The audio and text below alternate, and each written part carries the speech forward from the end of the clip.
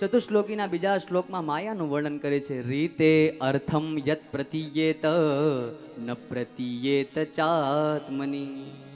જે છે એને ઢાંકી દે અને જે નથી એનું દર્શન કરાવે ઈ માયા. બહુ શોર્ટમાં તમને કહું છું. માયા અહીંયા બે છે. શું છે? મા અને યા. મા અર્થાત નથી, યા અર્થાત જે નથી ઈ માયા છે.